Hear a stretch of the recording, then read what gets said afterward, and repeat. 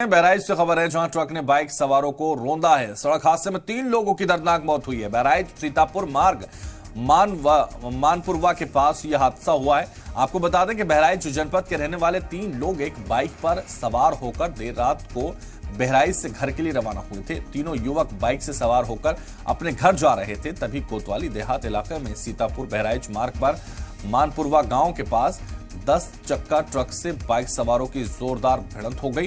हादसा इतना खौफनाक था कि मौके पर ही तीनों लोगों की मौत हो गई। हादसे से परिवार में मातम का माहौल छा गया। पुलिस मामले की जांच में जुट गई। केशोराम जो थे ये बीसी चलाते थे बैंकों की, और जो मोनू अजय यादव हैं ये खेती करते थे और दीनानाथ भी खेती करते थे। अच्छा, इसमें कोई आप किसी के घर के प्रधान भी हैं? हाँ। कौन था? ये मोनू के जो भाभी हैं रचना यादव, वो इस समय मौजूदा ग्राम प्रधान है।